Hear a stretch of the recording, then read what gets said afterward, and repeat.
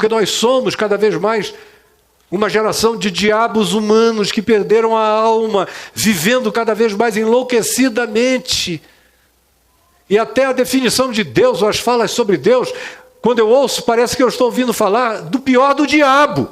As coisas estão podres, não no mundo, mas naquilo que vocês ainda chamam de igreja. Está tudo apodrecido. E se você não tomar cuidado, a sua alma vai sutilmente naturalizando essas coisas, que foi Jesus quem disse: acautelai-vos delas. A última vez que nós estivemos juntos, comigo, reunidos aqui, eu falei sobre Lucas 21, vocês lembram disso? Sobre os sinais da volta do Senhor. Eu não fui meticuloso, eu só dei um panorama global. Quem é que estava aqui naquele dia? Alguns, um terço talvez, a grande maioria não estava. Isso está lá no YouTube, para quem quer ver, acompanhar à distância, tudo meu fica gravado. Quem quiser não perde nada, está lá. E hoje eu quero prosseguir só um pouquinho mais aqui em Lucas 21, pedindo a você que abra no texto, exatamente do verso 34 ao verso 36 de Lucas 21, seja na sua Bíblia de papel ou na sua Bíblia digital. Mas se você conseguir abrir, abra para acompanhar, a fixação fica melhor. Eu já falei sobre isso aqui na vida 1,5 trilhão de vezes. Porque isso é muito sério. Faz todo o tempo do meu ministério, 51 anos, vai para 52 anos, que eu ensino o Evangelho. Eu nunca deixei de falar desse texto, porque para mim ele tem uma importância extraordinária e carrega uma sutileza que pouca gente nota. Depois de anunciar tudo que Jesus anunciou sobre sinais, e eu naquele dia último aqui com vocês, tentei só organizar uma cronologia histórica ampla, sem detalhamentos, porque Jesus não ofereceu detalhamentos cronológicos, ao contrário, proibiu-nos de fazer esses exercícios de cronologia, de dispensacionalismo escatológico, querendo marcar épocas, tempos, dias. Ele disse: não vos compete conhecer tempos ou épocas que o Pai destinou para a sua exclusiva autoridade. O que compete a vocês é receberem poder do Espírito Santo, ficarem cheios do Espírito Santo, de Deus, de mim, e pregarem e anunciarem o Evangelho a toda criatura. Isso compete a vocês. O resto, não. O resto nem os anjos sabem, nenhuma criatura de natureza celestial, alienígena, multidimensional, de qualquer que seja o âmbito multiversico, ninguém sabe. E Jesus disse: nem tampouco o Filho, mas tão somente o Pai. Aí vocês vão para a internet, tem lá um cara dando um estudinho, marcando o dia, a hora, que agora só faltam 3 anos e meio, aí que vai ter o arrebatamento no meio da grande tribulação, porque crente não pode ser atribulado até o fim. Teologia surgida nos Estados Unidos há 100 anos atrás, porque americano acha que eles são os donos do mundo. E crente americano, então, acham que eles já são os cidadãos da Nova Jerusalém, vivendo aqui no tempo presente, explorando o resto do mundo enquanto dá tempo. Mas quem não conhece as histórias que estão por trás dessas invenções e que tem uma ignorância bíblica e histórica enorme, acredita em quase todas as bobagens. E eu garanto a vocês que 98% do que vocês veem na internet é mentira. E quando não é mentira deslavada, são pequenas verdades bisuntadas de mentira. Eles soltam uma coisinha que parece ser interessante, você já viu em algum lugar. Agora, o que cerca aquilo ali, a construção, para quem conhece, é toda mentirosa, que gera particularmente no meu coração uma agonia sem tamanho. Ainda mais sabendo, percebendo e discernindo que a maioria não sabe fazer distinção e acabam engolindo coisas completamente horrorosas e que só vão gerar grande frustração em vocês, tanto mais quanto a gente se aproximar cada vez mais desse tempo, dessa hora e dessa época. Esse texto de Jesus aqui, ele nos tira do aspecto escatológico, que significa aquilo que seja pertinente às últimas coisas. É isso que a palavra escatologia significa, o escatom, lá no grego, é o que é pertinente às últimas coisas, às coisas finais. Ele nos tira desse ambiente imediato, anterior, escatológico, e chama isso para consequências de natureza psicológica, existencial e comportamental na vida da gente que esteja existindo durante esse tempo, e a configuração e a intensificação de todas essas manifestações, com todas as suas múltiplas consequências que abrangem todas as dimensões da vida, do meio ambiente à mente humana, à alma humana. É que de fato não dá tempo, mas a riqueza das descrições de Jesus e do Apocalipse a respeito disso são extraordinárias. A ignorância humana a respeito disso é mais horripilante ainda, porque conquanto não se diga tempo, mês, hora ou coisa alguma, a fenomenologia que nos aguarda na história está toda posta diante de nós com clareza. Agora, isto dito, e voltando nós para o que eu disse, que Jesus conclui aquilo que da última vez no nosso encontro eu falei, ele conclui chamando para essa dimensão da psique, do comportamento, da conduta, da estruturação mental, do pensamento, da atitude e do que pode nos acontecer, por mais que a gente tenha conhecimento maior do que a maioria. Ele inicia o verso 34 dizendo: acautelai-vos, pedindo cautela, sejam cautelosos. Tudo que eu falei está dito, mas agora o que é pertinente a vocês é cautela. Vocês têm que aprender a viver cautelosamente, porque a exacerbação dos ânimos nesses tempos será tão intensa que a maioria de nós vai perder a sensatez, a sobriedade, a calma, o bom senso, a razoabilidade, a cautela, a lucidez, a avaliação. Quanto mais agônicos a gente vai ficando, e a gente fica com agonias conscientes e inconscientes, as conscientes a gente consegue nomear. Meu Deus, o que é isso? É muita coisa esquisita começando a acontecer, uma após a outra, e é só o iniciozinho. Não é nada além ainda daqueles chutes da criança na barriga da mulher grávida. Estamos longe ainda de ver a placenta arrebentar, mais longe ainda de ver o processo parturiente da história se configurar, mas o que a gente tem já configura uma gravidez histórica e chutes. O menino quer aparecer. A história vai chegar à sua consumação. A Terra não aguenta para sempre viver o que a gente fez com ela, está fazendo com ela e piorando nela todo dia. Não suportará. E não é questão de séculos de espera. É algum tempo que quem tem bom senso não ousa configurar com décadas, mas sabe que nós não estamos lidando com séculos adiante de nós, a menos que houvesse um milagre de transformação da mente universal. Mas o que acontece com a gente é justamente o oposto. Cada dia mais são eleitos indivíduos para conduzirem o planeta mais desvairados. Cada vez mais o negacionismo toma conta. Cada vez mais o fanatismo religioso domina a terra inteira. Cada vez mais a produção de armas letais cresce.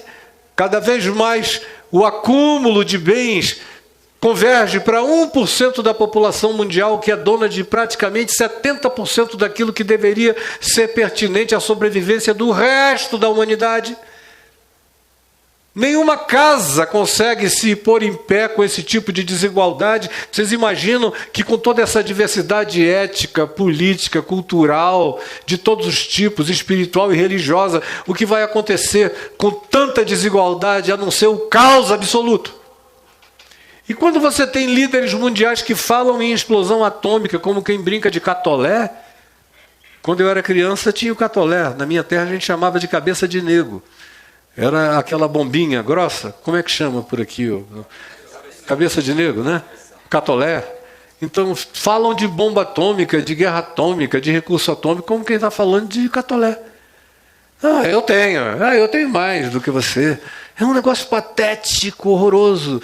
Aí você vê a condição humana, é gente querendo virar cavalo, é gente querendo virar cachorro, Tem uns que ainda botam uma máscara, outros saem pela rua de cachorro, de jumento, de não sei o quê. É uma insatisfação com o fato de serem humanos, que os caras querem se identificar com qualquer outra coisa animal que não seja humana. A angústia nem começou ainda.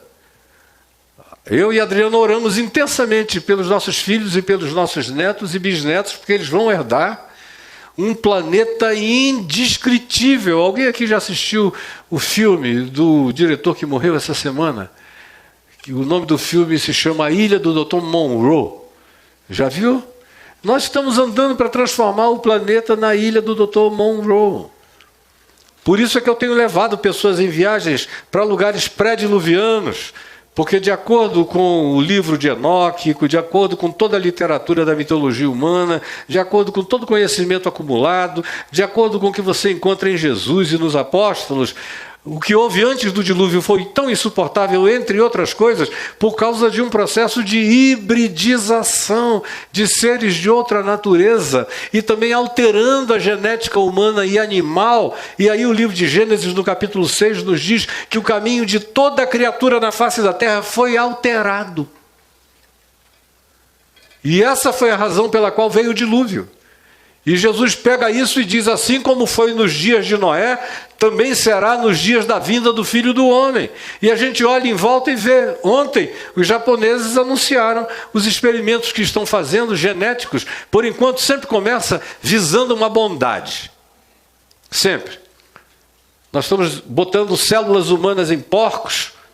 Aí aparece um porco com um pedaço de aparência humana, um outro animal, rato com uma orelha humana, outro com um coração humano, e tudo isso é para a gente fazer transplante. O problema é que ninguém consegue ficar nisso. Uma vez que você sabe que pode, a humanidade nunca se controlou. Ela nunca deixou de estender a mão para o fruto do conhecimento do bem e do mal, tomar e comer. Ela come. Desde o início, ela vai até o fim das possibilidades.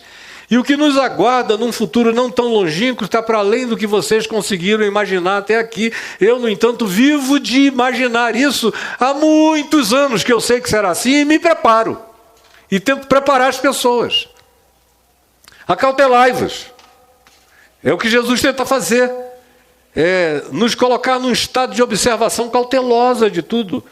E ele diz, acautelai-vos por vós mesmos. É algo que eu tenho que fazer por mim. Que você tem que fazer por você.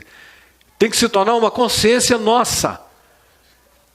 Não é algo que eu tenho que ir ouvir em algum lugar, um livro que eu preciso ler, um curso que eu preciso comprar. Jesus está dizendo, não, é você que tem que possuir essa certeza, essa consciência, essa cautela e essa vigilância e esse espírito de observação sem paranoia, mas com toda objetividade observadora. Acautelai-vos por vós mesmos. Para que nunca, esse nunca é veemente, toda vez que eu ouço Jesus usar essas palavras que não tem mais nada a delas diminuir nem acrescentar, como a palavra nunca, igual a palavra sempre, igual a definição de tudo e todo, todos, aqui é nunca. Ele diz, para que nunca vos suceda que os vossos corações fiquem sobrecarregados com as consequências da orgia, da embriaguez e das preocupações deste mundo. Nunca. Vigiem, não brinquem de fazer concessões, porque isso vai entrando numa sutileza. Você não percebe, isso vai gerando metástases indolores, inicialmente dentro de você, vai tomando conta de dimensões variadas da sua mente, das suas emoções, dos seus conceitos, das suas percepções. Você vai entrando num estado de naturalização do bizarro, em todos os níveis. Chega uma hora que fica proibido dizer que o bizarro é bizarro. Fica proibido dizer que o anômalo absolutamente maligno, assim o é, porque foi naturalizado. Vai chegar uma hora em que haverá legislação para naturalizar as maiores manifestações de bizarridade que se possa conceber. E fica até proibido dizer, isso é doença, isso é inumano, é desumano, não é humano, isso é adoecido. Isso é perverso. Jesus diz: não deixem começar dentro de vocês, não negociem com o bizarro no coração de vocês, para que nunca vos suceda que os vossos corações, que as vossas emoções, que os vossos afetos, que as vossas compreensões, que a vossa psique, que o vosso espírito, que a vossa imaterialidade seja pervadida, seja visitada, seja tomada, seja impregnada sutil e suavemente pelas coisas mais horrorosas que vão nos penetrando com um poder anestesiante, que quando a gente percebe já está invadido por aquilo e já naturalizou a bizarrice em si mesmo. Para que nunca vos suceda que os vossos corações fiquem sobrecarregados, lotados, pesados, tomados, invadidos pelas consequências. Isso é que é interessante. Pelas consequências. Porque ele não está nem falando da prática disso na nossa vida. Ele está falando que as consequências, a absorção do que acontece no planeta, do que acontece nas nossas múltiplas civilizações que vão se tornando globalizadamente, praticamente única, das suas mesmas posturas de anomalia e de bizarrice.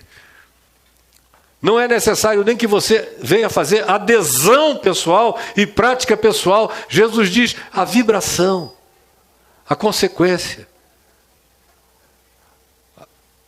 o magnetismo disso, aquilo que não é linguagem oral, nem falada, nem explícita, nem convencimento tópico, objetivo, tentando argumentar sobre você, não há necessidade disso. Porque eu não consigo me evadir de viver no mundo no qual eu vivo, e basta estar vivo neste mundo, que tem tudo correndo aqui. Cadê o meu celular? Está aqui, ó. Tem ondas chegando aqui, frequências variadas. Eu boto no ouvido, entra em mim, boto da perna, está entrando no meu corpo. Eu falo aqui, daqui a pouco eu olho o Google, apresenta uma coisa que eu acabei de mencionar. Para todo lado. O estado de vigilância sobre nós é total. Não fique esperando colocarem um chip na cabeça, como o Elon Musk conseguiu autorização nos Estados Unidos para começar a fazer vínculo de chips com os neurolinks lá, com os satélites dele. Imagina o nível de comando que vem por aí, de indução, de sugestão. Jesus disse: não precisa nem chegar a esse ponto. A vibração já te atinge. A consequência disso. Basta estar vivo nesse tempo, nessa geração. Eu sou afetado, você é afetado. Por isso eu tenho que viver acautelado, vigilante, lúcido, consciente, examinando o meu próprio coração e ver o que porventura está penetrando em mim e na gente. Com toda a atenção possível.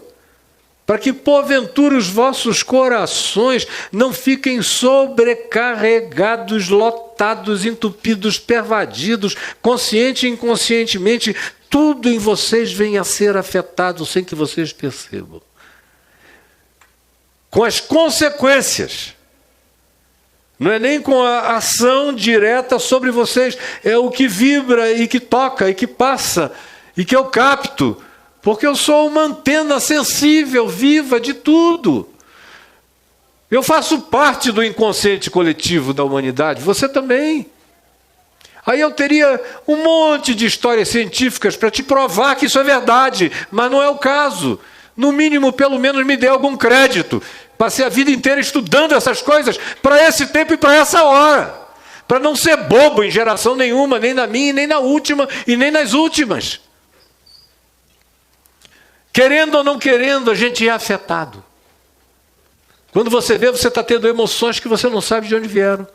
Opiniões que você não tinha e de repente você começa a defender, a advogar. Impressões contra as quais no passado você reagia e agora você já não acha que elas sejam tão calamitosas assim.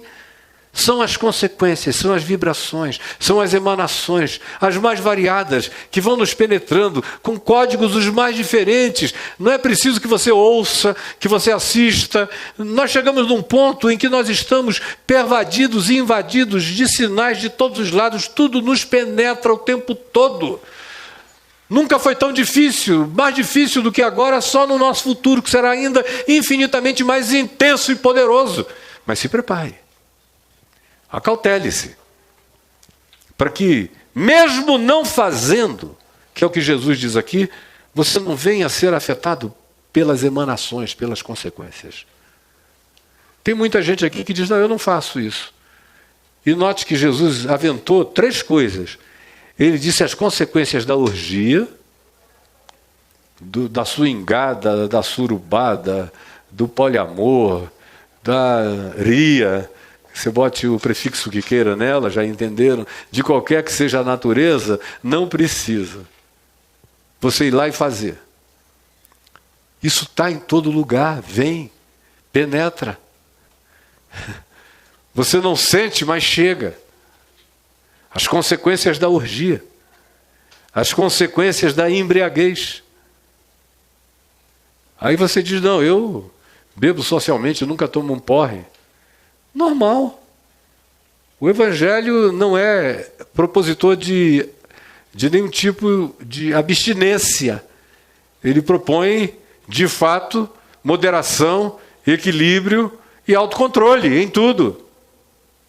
Portanto, não precisa ser um ébrio, nem um alcoólatra. E Jesus não está falando exclusivamente do que tem relação com o álcool, que é apenas um dos muitos itens que produzem embriaguez. Ele está falando de um estado de entorpecimento mental, emocional, sensorial, diverso e variado, produzido pelos elementos mais distintos, não apenas por embriaguez convencional e pelas preocupações deste mundo. Agora, traduzindo isso em palavras menores, miúdas e mais práticas, o que ele está dizendo é: o mundo vai entrar num estado de hedonismo absoluto. Orgia vai ser naturalizada para todos os lados, como eu vejo hoje pastores. Toda semana eu estou atendendo pastor ou mulher de pastor. Essa semana foram 2 casos. Tem o tempo todo. Pastor chegando em casa, propondo à esposa, diz, não dá certo esse negócio de casamento monogâmico, meu amor. Eu te amo, mas eu queria tanto comer um monte de outras mulheres. A palavra é essa mesmo, não vamos ser hipócritas. Eu gostaria de ter relações sexuais com outras. Não, eu gostaria era de comer. E eu queria te dar liberdade, meu amor, para dar. Para tantos homens quantos você queira. Aí a gente vai ter um casamento maravilhoso. Eu venho da rua satisfeito, eu peguei um monte.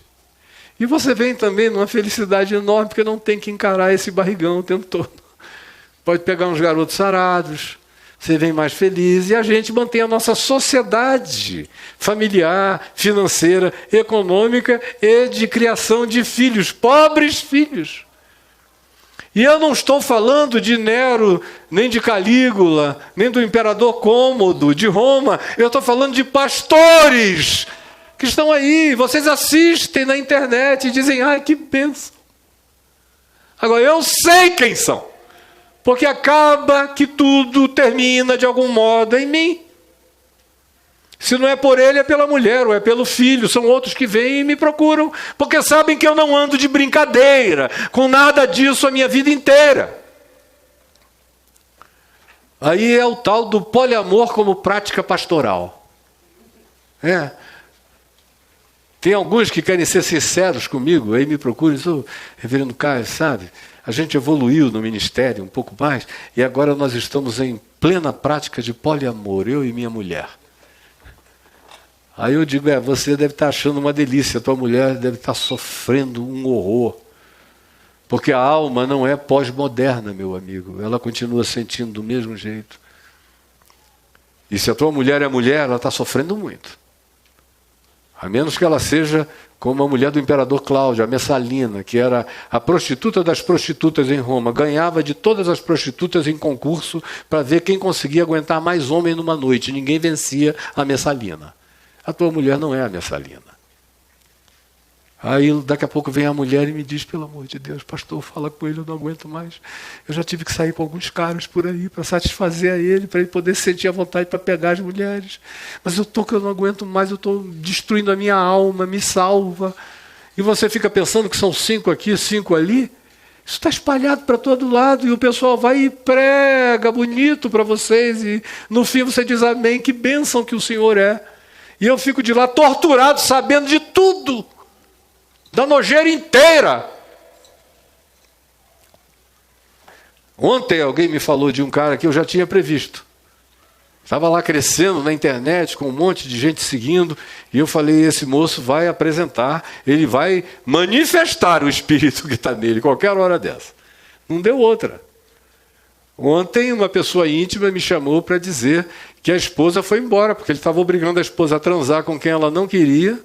Ela só queria ser esposa dele para ele poder ter a prerrogativa de liberdade de pegar quem quisesse. E a esposa disse, então pega quem queira e eu vou embora e não me procura nunca mais, porque contigo eu não quero mais nada. Eu já esgotei todos os meus recursos humanos e espirituais tentando te salvar. E esse negócio vai ficando cada vez mais nojento e você fica pensando que é um lado só que não presta, que são só os ladrões de dinheiro que não prestam. Do outro lado, os chamados progressistas embarcam nessas outras coisas em nome do progressismo. Então, tanto faz um polo como o outro. O que falta é gente no meio com o mínimo de acautelamento e de sobriedade. As coisas estão podres, não no mundo, mas naquilo que vocês ainda chamam de igreja. Está tudo apodrecido. E se você não tomar cuidado, a sua alma vai sutilmente naturalizando essas coisas. Que foi Jesus quem disse, acautelai-vos delas, das consequências da orgia. Você diz, não, eu não pratico, eu estou aqui casado com a minha mulher, somos só nós dois. Mas, cara, devagar, as coisas vão entrando, e você começa a naturalizar sem sentir. Daqui a pouco vem os filhos, não, mas eu tenho muitos amigos que fazem isso também. Você ama tanto os filhos, começa a ouvir, não tem coragem de com mansidão, sabedoria, prudência, amor, todavia, dizer a verdade e o que aquilo causa. E vai deixando aquele negócio entrar com uma suavidade enorme. Quando você vê, você já está sobrecarregado com aquela consequência, sem nunca ter feito nada disso. Você mesmo não fez, mas as consequências disso te penetraram. E quem diz isso é Jesus. Penetraram e te sobrecarregaram a alma, a mente, as emoções e a vida. Poluíram você. Tiraram a sua identidade essencial e original. Você perdeu a essência da pureza relacional dentro de você. Não é porque você pratique, é só porque você está vivo desatentamente no meio de uma sociedade onde tudo vibra a respeito disso. Cada vez mais a vibração é essa, a vibe é essa. E aí ele prossegue e diz, as consequências da orgia. E diz as consequências da embriaguez, que outra vez não é um problema do AA. Ele está falando de todo tipo de entorpecimento que vai acontecendo, e para cada ingestão de entorpecimento, menos censura a gente tem. Não dá para você manter uma censura pessoal elevada, fazendo ingestão de tudo aquilo que gera um alívio imediato de uma dor ou de uma angústia, mas que nesse mesmo processo tira de você a vigilância pessoal e mental para se cuidar. Você começa só a buscar alívio e bem-estar, não importa o que venha no pacote. E aí o que nós temos é uma humanidade cada vez mais embriagada. Não é só de álcool. Álcool é uma das piores coisas, que quando tomam conta da mente humana e você fica dependente, é uma desgraça. Meu Deus, Que coisa horrorosa quando você vê uma pessoa que você ama não conseguir mais parar e aquilo vai crescendo, um monstro vai nascendo ali dentro, a pessoa vai ficando violenta, hostil, inconsequente, irresponsável, improdutiva para todo lado. E a pessoa é boa, mas ficou tomada. Isso porque ela faz a ingestão. Agora, se você convive na tranquilidade e começa a naturalizar, Jesus disse que não precisa que você se utilize disso. Chega uma hora em que ficou normal na sua mente. E quando você normaliza isso na sua mente, você entrou no estado e na frequência da embriaguez global. Hoje em dia, um dos maiores problemas relacionados a isso tem a ver com fármacos vendidos em farmácia, ingeridos em grande quantidade. Grande quantidade. A censura diminui, a prontidão, a vigilância, o bom senso, a lucidez, a razoabilidade, todas as outras coisas vão sendo consumidas, mesmo que você não seja um ingestor, só vivendo e convivendo e trabalhando e estudando, e indo e vindo, e ouvindo e rindo e aplaudindo e achando tudo engraçado, sem perceber, está tudo dentro de ti, devagar, e você continua dizendo, não, eu sou um crente que não faço isso, não faz isso, mas isso te faz, isso te fez, isso te tornou. E você perdeu a lucidez. Uma das coisas mais santas e que deveriam ser preservadas por nós a todo custo é a lucidez. Eu peço a Jesus todos os dias, olha, eu posso sofrer de tudo. Eu posso chegar à velhice com todo tipo de limitação, sem conseguir falar, sem conseguir levantar o braço direito, sem conseguir isso, aquilo. Mas, por favor, me deixa a lucidez. Eu quero falar pelo menos com os meus olhos. Quero ter voz pelo menos com o brilho lúcido do meu olhar. Porque do contrário a gente vai ser tomado sem notar. E aí ele fala das preocupações desse mundo em último lugar. Quando ele menciona essa frase, a gente pensa logo em dinheiro, que obviamente é a primeira coisa que vem, não é? Como é que eu vou viver? Pagar as contas, está cada dia mais difícil. O culto ao dinheiro, a mamon, é um negócio que está entronizado dentro de 98% das igrejas evangélicas no Brasil e no mundo. É servir a Deus e as riquezas, é a teologia da prosperidade, é 2 casas como sinal de bênção, grana no bolso sobrando, poupança, carros e isso e aquilo como sinal da bondade de Deus para com você. Foi isso que passaram e a maioria, mesmo com a boca confessando coisa diferente, acaba que no coração se deseja objeto desse tipo de abençoamento que não tem nada a ver com o Evangelho. Tem a ver com a proposta de tentação de Satanás a Jesus. Tudo isso eu te darei se prostrado me adorares. E as igrejas se prostraram e adoraram. Agora é a teologia do domínio. Temos que nos tornar muitos, preocuparmos as 7 montanhas do controle da sociedade. Que aí a gente domina a sociedade, a gente estabelece as nossas regras. Aí você olhe para os que estão tentando fazer isso e veja como são criaturas abjetas, desumanas, perversas, malignas, mentirosas, torpes. E são elas que querem ser os dominadores disso tudo. E são elas que são eleitos pelo seu voto. Teu voto é a consequência. Você diz, eu não pratico, mas vai lá e pá, vota. Faz acontecer. E diz, não, ele é ele, eu sou eu, mas eu votei nele. Meu amado idiota. Mas as preocupações deste mundo, de acordo com Jesus, não são só essas. Essas são as mais primárias. Mas a gente tem aquelas que ele mencionou no contexto, que tinha a ver com peste, fome, terremoto, periclitância planetária, apocaliptização do clima, dilúvios, inundações, calores horrorosos. Daqui a mais uns anos não tem mais ar-condicionado que dê conta disso. Vai ficar horrível. E tem gente que não faz nada, absolutamente nada, para tentar conter isso. Até na hora de votar, vota em quem promete que não vai fazer nada a respeito disso, porque é mentira. Não tem nada acontecendo, é invenção dos cientistas do mundo inteiro. Quem sabe o que está acontecendo são os pastores idióticos. E a gente vai fazendo a cama para o inferno. E tem alguns que sentem essa vibração e sofrem, mas acabam ficando tão obcecados por essa ideia que esquecem a essência do que a gente está fazendo aqui, como a gente está aqui para enfrentar isso. Para macetar o Apocalipse. O Apocalipse quer ser macetado. Nós não estamos aqui para dizer, oba, mais um terremoto avassalador, um tsunami que está vindo, aleluia, glória a Deus.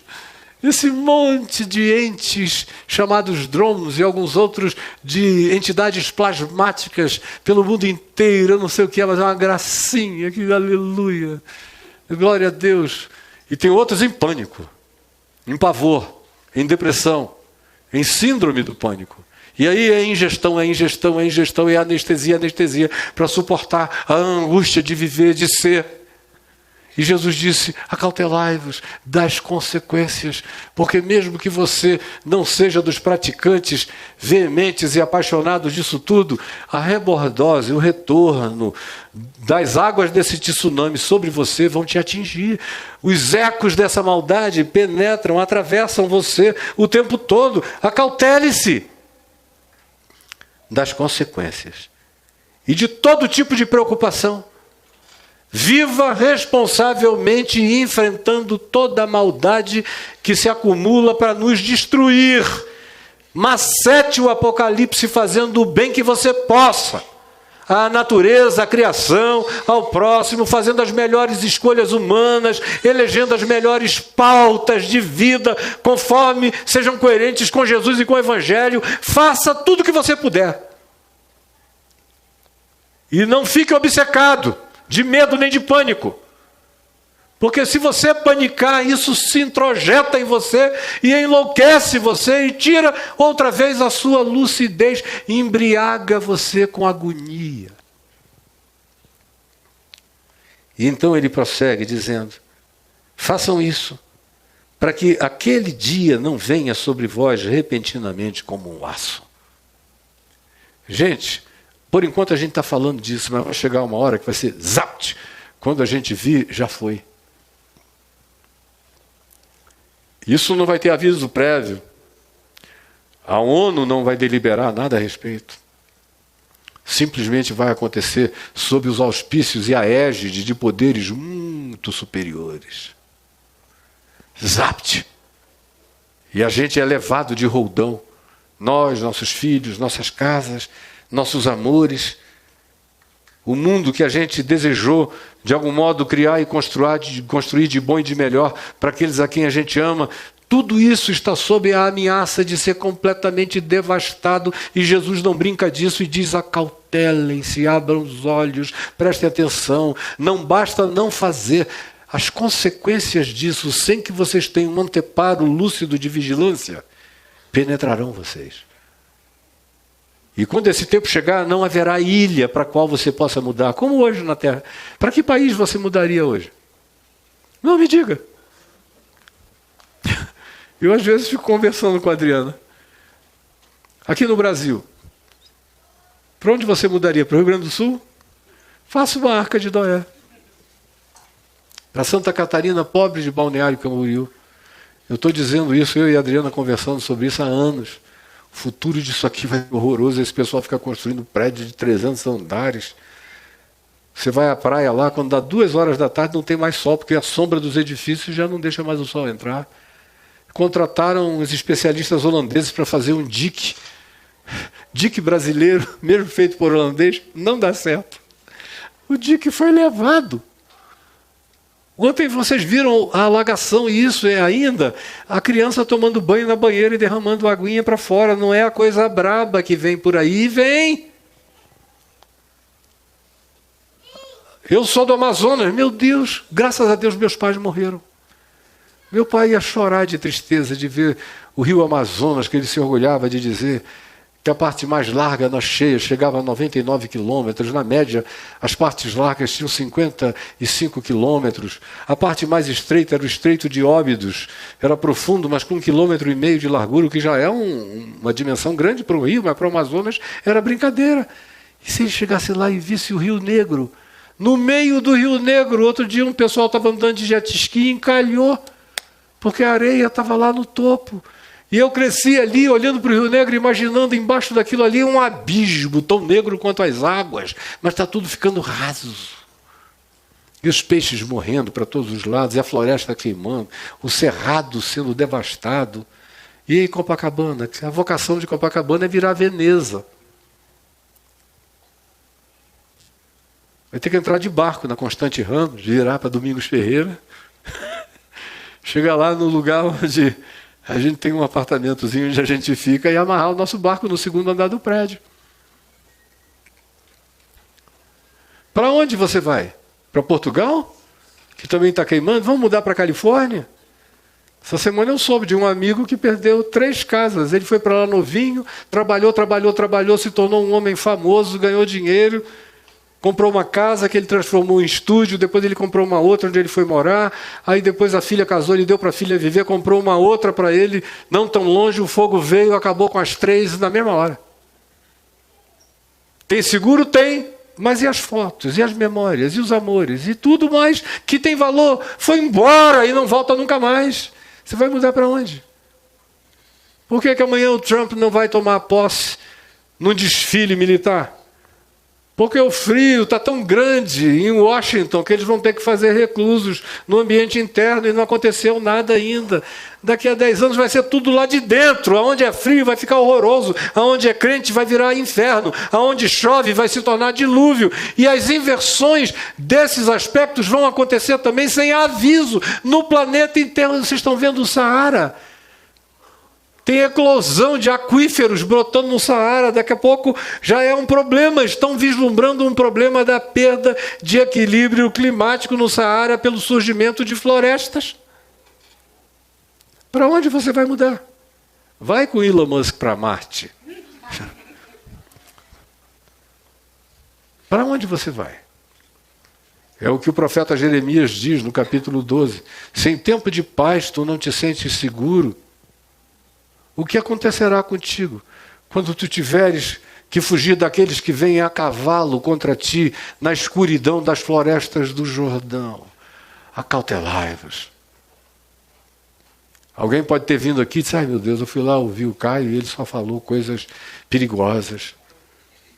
Você tem liberdade para levantar e sair, eu não vou me sentir machucado. Mas eu tenho que dizer o que eu estou dizendo, e vou dizer tantas vezes quantas sejam necessárias. Eu venho dizendo há 50 anos, quando ainda não era assim, quanto mais agora, quando tudo vai ficando mais parecido com aquilo que Jesus anunciou que pareceria. Porque esse dia virá. Virá como um laço, repentinamente, e preste atenção, e virá e há de sobrevir sobre todos os que habitam a face da terra. É aí que você não tem para onde ir. Vai fugir para a Lua? Os caras já estão botando bases de todos os tipos lá, indiana, americana, russa, chinesa.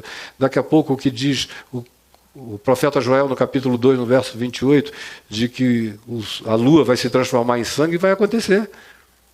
Eu não duvidarei nada se a evolução das guerras humanas forem para o espaço. Forem para a Lua, se espalharem por aí, porque nós somos cada vez mais uma geração de diabos humanos que perderam a alma, vivendo cada vez mais enlouquecidamente. E até a definição de Deus, ou as falas sobre Deus, quando eu ouço, parece que eu estou ouvindo falar do pior do diabo. E esse dia vá de sobrevir sobre todos os que habitam sobre a face da terra. Portanto, eu concluo, para o alívio de alguns, dizendo o que Jesus disse, vigiai, pois, a todo tempo orando. Você ora. Eu não estou nem falando de entrar, ficar 5 minutos de joelho, 10, eu estou falando de viver com a mente em oração, em vigilância em oração. é o escudo protetivo mais veemente, é a maior defesa que a gente tem de resguardo da nossa mente, é a oração. Está o tempo todo nessa consciência diante de Deus, com essa vigilância, com essa fala, com essa conspiração celestial em curso, dizendo: Senhor, eu estou vendo, prepara-me para o que eu vejo, prepara os meus para o que eu vejo, ajuda-me a ter lucidez, sabedoria, coragem, valentia, fé, esperança e um amor inabalável para viver contra toda a perversão da terra, do mundo e da humanidade, contra todas as hibridizações, contra todas as deformações, contra todas as anomalias. Me ajuda a manter a minha essencialidade, a minha humanidade básica e intacta em Ti. Com oração. Eu sinto muito que vocês tenham vindo hoje aqui me ouvir. Estão perdoados, estão abençoados e vão para casa fazendo força para me esquecer. Mas saibam, vocês ouviram verdade. Eterna, imutável e intransferível.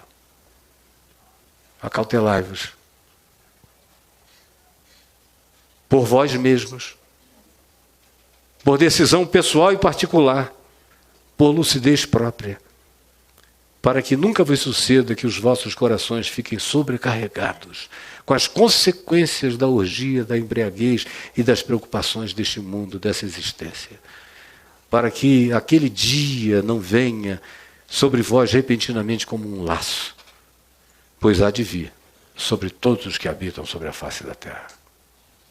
Hoje eu vim aqui com a convicção absoluta que eu não iria despedir ninguém alegre, de caso pensado. É meu papel, como pastor que fala em nome de Deus, que profetiza em nome de Jesus, desagradar vocês com a verdade.